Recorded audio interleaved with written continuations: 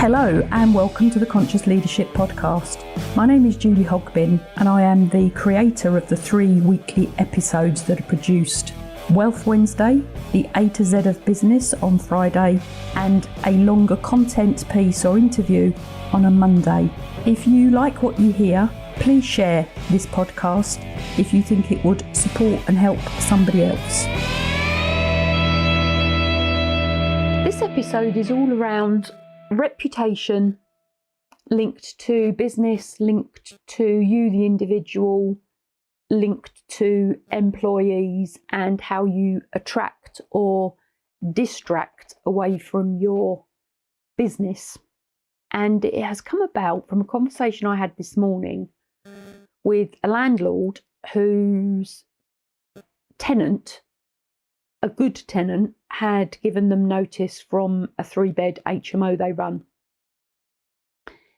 And what has happened over the last few months, and this started before March 2020, one of the 3 tenants that share this particular property has been a bit of an issue, in inverted commas. They have caused issues with the toilet, the kitchen, peeing out the windows, various things they have done that have not been conducive to living in a particularly nice environment.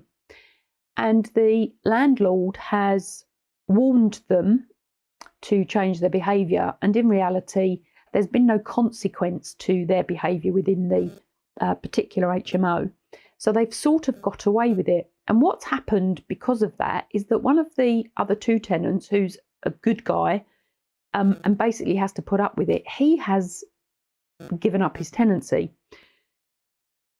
And that got me to thinking about how we operate within business and how poor performance, non-required performance, affects the whole team and the whole business, which then got me to thinking about an organisation I joined many years ago as a retail auditor. And what happened was, I saw this advert for an auditor. I was an accountant at the time. I was bored and fed up with the 9 to 5 routine and being stuck to the desk. And I saw this advert for an auditor and I thought, oh, that sounds all right. Sort of free roving, out investigating and auditing retail outlets, company car, more money. Sounded really appealing to me. So I applied through the agency, and the agency, until the morning of the interview, wouldn't tell me the company name, which at the time I thought was odd, but didn't really take much notice of it. And I discovered why afterwards. So the morning of the interview, I'm in the location that I'm told to be in. The agency rang me up and told me where I needed to be and told me the name of the company. And my heart sunk at the time because the organisation did not have a good reputation. Very old-fashioned, very old, very fuddy-duddy. Just didn't have a good rep, and it was a UK-based and UK-wide retailer. They're still in existence. I'm not going to tell you the name, but they are a lot better than they were then, because they went through a massive change program. But my heart sunk, but I'm there. I thought I'll go for the interview. And my interview was at 9:30 in the morning. This is how indelibly stuck in my mind it is, and this is over 30 years ago now. I arrive on time. I arrive early, as you do for an interview, all prepared, all smart, and ship-shaped and shiny type thing. It got to 10 o'clock and I hadn't been called in for my interview. I got to asked the receptionist what was going on. Could she find out? She made a phone call and come back to me and said, he's running late, just a bit longer.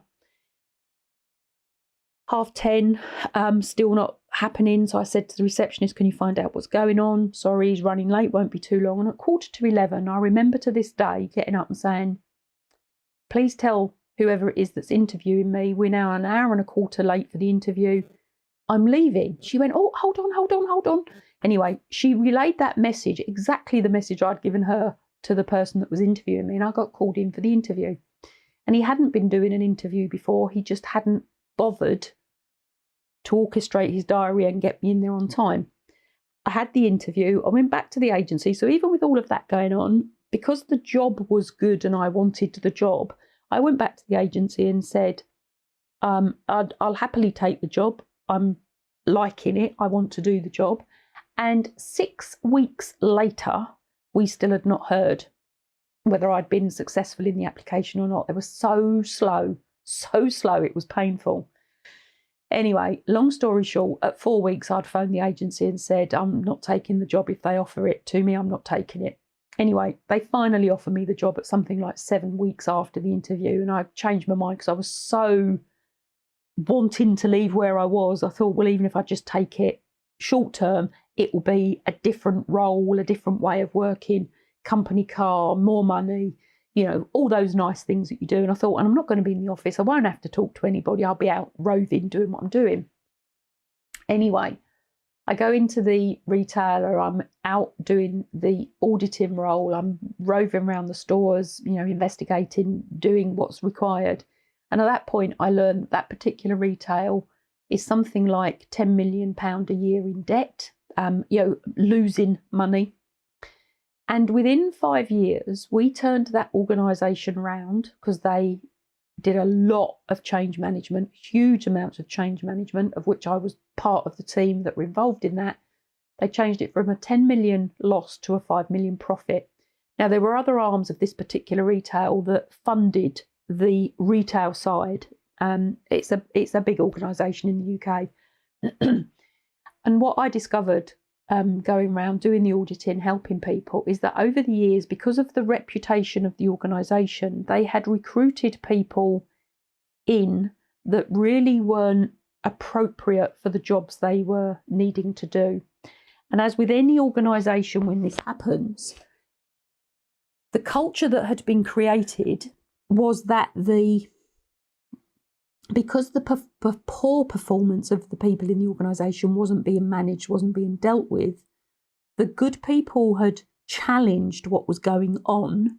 And because the bosses hadn't taken notice, hadn't made there was no consequences to people's behaviours and actions, the good people had left, which left an organisation that did have good people in it, but they weren't the biggest percentage. A lot of people didn't know how to do their job, and for a lot of people that was not their problem because they weren't getting the training, they weren't being managed well, they weren't being led well.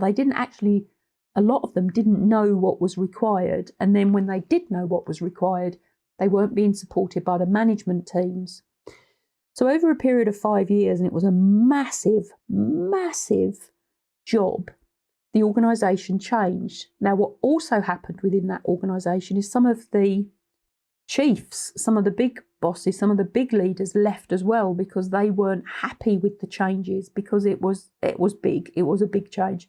They weren't happy with the changes because they weren't actually, some of them, able or capable to do the thing that was required to shift this organisation into a profit-making entity. And the reputation of that organisation externally in the market was not good. It didn't have a good profile. People wouldn't shop there. And over the 5 years, it changed what it did. It changed how it did what it did. It changed its marketing. It changed its staff teams. It's still tough. It's retail. It's still tough.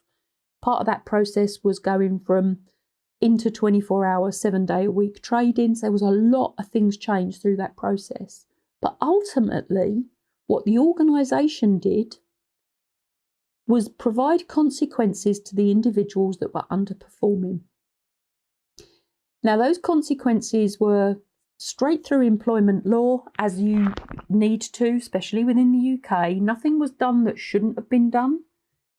Everything was done well. Everything was done with good heart, with good intent to bring the people that were underperforming up to an acceptable level of performance. And I've talked about this on another episode.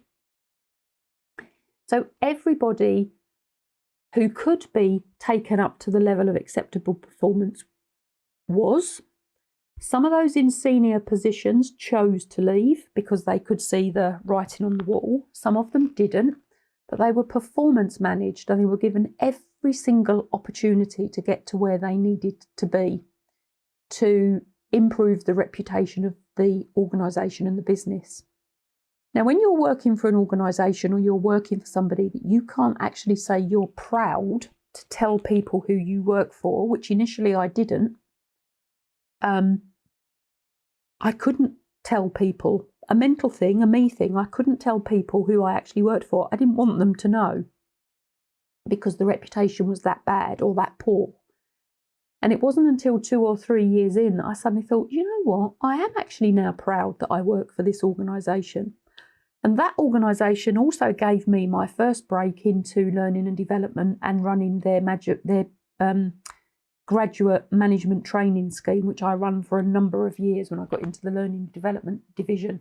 And I actually stayed working for them for 13 years. No, 12 years, probably the longest employment I've ever had. But in that time, I had 3 different positions. And the last one being in the learning and development department, starting my first, if you like, process of learning around leadership and management, structured wise rather than intuitively, which is what I had been doing up until then. And I thought this would be a good subject to put onto the Conscious Leadership podcast. If we consciously lead and we consciously manage, we'll consciously get the results that we want. If we don't consciously lead and we don't consciously manage, the results are just going to sort of happen and they'll end up being what they are. So conscious leadership, when you really think about it, is creating and owning the reputation that you want for you, for your organisation, for your team. It's said that 95% of people leave a manager rather than an organisation. So let me ask you, think about what your staff turnover is, whatever position you're in, whether it's your team, whether it's the organisation. Think about if you have a vacancy within your team, do you fill it easily? Do you find it easy to fill, or do you have a bit of a problem? If you've got an organisation and you've got vacancies, do you fill them easily with the quality of person that's required to take your business to the next level, or do you struggle? Because a lot of that will be around the reputation, and your reputation, your business's reputation, is as good as the people talk about you, either in your firm or outside of your organisation, whether you're private, public, or entrepreneurial. If you're good, you will get people to work with you. They'll clamour to work with you. Whereas if you're not so good, they may not do that. And I got that this morning from a conversation about somebody resigning from a property. I say resign, I treat my tenants as I recruit them. I use my recruitment practices from being in business to put tenants into a house. So I build a team within a house. They don't have to like each other as such, but respect each other and get on. So leadership in business, team building in business, building reputation in business cuts across any business and any entity with any business. So just my ramblings today about reputation, business, consequences of behaviour, poor behaviour, that put one person, the bad apple spoiling the whole barrel type concept, cuts across everything. Once again, if you have any questions on any of this, team building, leadership, management, whether that links to your property business or to your business, whatever that business may be, these messages that I deliver cut across everything we do. So again, if you want to ask any questions, please do. You can find me on all the normal platforms. Thank you for listening to this episode of the Conscious Leadership Podcast.